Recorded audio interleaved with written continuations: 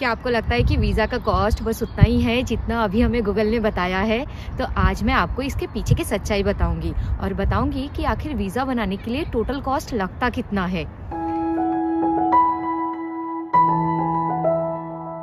तो ये जो मैं बताने वाली हूँ ये specific to skill worker visa के लिए है, बट कुछ पॉइंट्स आपको स्टूडेंट वीज़ा के लिए भी एप्लीकेबल होता है। तो अगर आप स्टूडेंट वीज़ा में आना चाहते हो या सोच रहे हो तो आप भी इस वीडियो को कंटिन्यू देख सकते हो। तो सबसे पहले हम बात कर लेते हैं वो सारे कॉस्ट की जो हमें गूगल ने ऑलरेडी बताया है। मैं ये एक्सेल शीट प्रिपेयर कर रही हूँ, तो साथ में लास्ट में कैलकुलेट भी करेंगे कि आखिर वीज़ा का टोटल कॉस्ट कितना होगा। वीज़ा कॉस्ट देखने के लिए आपको जाना होगा यूके गवर्नमेंट के वेबसाइट पे।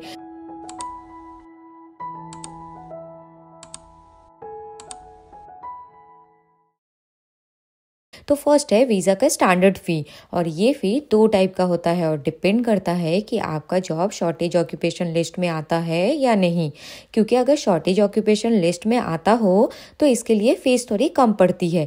और ये शॉर्टेज ऑक्यूपेशन लिस्ट क्या होता है वो जानने के लिए आप इस वीडियो को रेफर कर सकते हो, लिंक डिस्क्रिप्शन में भी मैंने अटैच कर दिया। तो अगर शॉर्टेज ऑक्यूपेशन लिस्ट में आपका जॉब नहीं आता है तो उस कंडीशन में भी 2 सिचुएशन है। पहला कि आप यूके के बाहर किसी कंट्री से अप्लाई कर रहे हो, और सेकंड कि आप यूके में रह के ही एक्सटेंड कर रहे हो। तो मैं अज्यूम करती हूँ कि आप ये एप्लीकेशन फर्स्ट टाइम अप्लाई कर रहे हो और अपने होम कंट्री से कर रहे हो, और वो भी 3 साल के लिए। तो इसका कॉस्ट पड़ेगा आपको 625 पाउंड्स, और अगर 3 साल से ज़्यादा के लिए करते हो तो उसका कॉस्ट होगा 1235 पाउंड्स। सेकेंड, आपका जॉब अगर शॉर्टेज ऑक्यूपेशन लिस्ट में है तो इस कंडीशन में आपको 479 पाउंड्स पे करना होता है, और अगर 3 साल से ज़्यादा के लिए वीज़ा अप्लाई कर रहे हो तो उस कंडीशन में 943 पाउंड्स पर पर्सन के लिए है। उसके बाद आपको पे करना होगा हेल्थ केयर सर्विस को। ये फ़ी यहाँ यूके में मेडिकल सर्विस को चार्ज देना पड़ता है, उसी का फ़ी है जो कि है 625 पाउंड्स पर ईयर। आप इस लिंक में जाके क्लिक करके देख सकते हो कि आपको कितना पे करना पड़ेगा, क्योंकि ये डिपेंड करेगा कि कितने साल के लिए आप अपना वीज़ा बना रहे हो और उस बेसिस पे आपको देना होता है।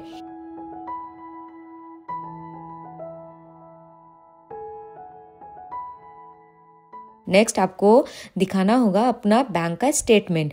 तो आपके अकाउंट में एटलीस्ट 1270 पाउंड्स होने चाहिए, और यहाँ पे सारे टर्म्स एंड कंडीशंस लिखे हुए हैं, उसको भी आप अच्छे से रीड कर लेना। बट अगर आपके स्पॉन्सर वाली कंपनी ये गारंटी देती है कि वो आपके मेंटेनेंस सपोर्ट भी करेगी तो आपको ये मिनिमम बैलेंस रखने की कोई ज़रूरत नहीं होती है। तो अब उस कॉस्ट की बात कर लेते हैं जो हमें गूगल ने नहीं बताया है। तो सबसे पहले है कि आपको IELTS एग्ज़ाम देना पड़ता है।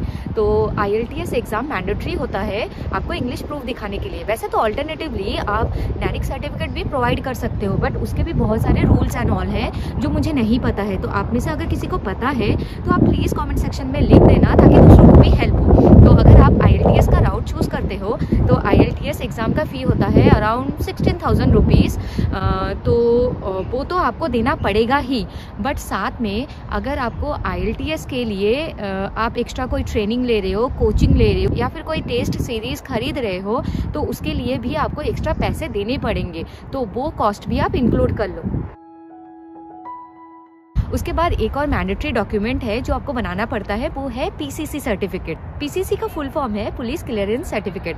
वैसे तो इसका सरकारी फीस है बस 500 रुपये, बट आपकी किस्मत ख़राब हुई तो आपको बहुत ज़्यादा पे करना पड़ सकता है। और मेरे केस में मेरे को 6 गुना पे करना पड़ा था। तो एक्चुअली हुआ क्या था, 2 साल पहले की बात है, जब मैंने PCC सर्टिफिकेट के लिए अप्लाई किया था तो इसका प्रोसीजर सेम ही है जैसे कि हम पासपोर्ट के लिए अप्लाई करते हैं। एंड देन हमको पुलिस स्टेशन जाना पड़ता है डॉक्यूमेंट वेरिफिकेशन के लिए। जब मैं पुलिस स्टेशन जाती हूँ वहाँ पे 2 पुलिस थे और उन्होंने मुझे बिठा के रखा, एंड वो मुझे 2 घंटे तक गिनाने लगे कि आपके डॉक्यूमेंट में यहाँ पे प्रॉब्लम है, वहाँ पे प्रॉब्लम है, आपके फॉर्म में प्रॉब्लम है, हम इसको क्लियर नहीं कर सकते हैं। तो 2 घंटा स्ट्रेस लेने के बाद फिर वो मुझे बोलते हैं कि मैडम आप टेंशन मत लो, भले आपके डॉक्यूमेंट में कुछ भी प्रॉब्लम है फिर भी हम सॉल्व कर देंगे। और उन्होंने धीरे से टेबल में से एक मेरे को कागज़ का टुकड़ा पास किया, और उस कागज़ के टुकड़े में लिखा हुआ था 3000 रुपीज़। तो मेरे वीज़ा में ये कॉस्ट भी इंक्लूड हो गया। उसके बाद आप बात कर लेते हैं टीवी रिपोर्ट की। तो ये एक मैंडेटरी डॉक्यूमेंट होता है और आपको टीवी का टेस्ट कराना पड़ता है। तो मेरे केस में मैंने कराया था रूबी हॉल क्लिनिक से, तो वहाँ पे मुझे अराउंड 3000 पड़ा था। तो आप चेक कर सकते हो कि आपके नियर बाई सिटी में वो कौन कौन से हॉस्पिटल है जो टीवी का टेस्ट करती हो, और प्लस वो यूके वीज़ा के क्वालिफाइड सेंटर में आता हो। कहीं से भी करोगे तो वो नहीं चलेगा, क्वालिफाइड सेंटर में से होना चाहिए। वैसे मैं लिंक डिस्क्रिप्शन में अटैच कर दूंगी, जहाँ से आप जाके चेक कर सकते हो कौन से हॉस्पिटल उस लिस्ट में आती हो। तो अब आ जाते हैं फाइनल स्टेप में कि आप अपने वीज़ा का एप्लीकेशन फिल कर रहे हो। तो उसके लिए आपको जाना है PFS के साइट से। तो उसका एक एप्लीकेशन फ़ी होता है जो कि स्टैंडर्ड फ़ी है अराउंड 2800 रुपीज़। तो ये बस एक बेसिक अमाउंट है जो आपको बस एक एप्लीकेशन फिल करने के लिए देना होता है। बट इसके अलावा आप अगर कोई एक्स्ट्रा सर्विस लेते हो, लाइक मोबाइल में मैसेज नोटिफिकेशन, डॉक्यूमेंट स्कैनिंग, या फिर और उनके बहुत सारे सर्विसेज होते हैं, तो अगर आप वो सब ले रहे हो तो आपको इसका भी एक्स्ट्रा कॉस्ट देना पड़ेगा। तो मेरे केस में मैंने बस स्टैंडर्ड फ़ी तो मुझे देना ही पड़ा था, उसके अलावा मैंने mobile notification and document scanning के लिए ले रखा था। बट उसका कॉस्ट मुझे कितना पड़ा था एग्जैक्टली आइडिया नहीं, बट ये 2-3 हज़ार के ऊपर नहीं था। इसके अलावा आपके और भी बहुत सारे खर्चे हो सकते हैं, क्योंकि जब आप इंग्लिश का टेस्ट देने जाओगे तो IELTS का सेंटर इंडिया के लिमिटेड सिटी में ही है। तो अगर आपके सिटी में वो सेंटर नहीं है तो आपको ट्रैवल का खर्चा, होटल का खर्चा वो भी इंक्लूड हो जाएगा।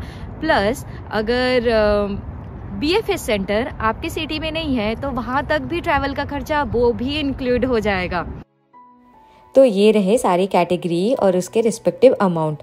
तो अगर मैं सम करूँ तो स्टैंडर्ड वीज़ा का कॉस्ट पड़ेगा आपको अराउंड 4 लाख, और अगर आपका जॉब शॉर्टेज ऑक्यूपेशन लिस्ट में है तो उसका पड़ेगा 2.5 लाख।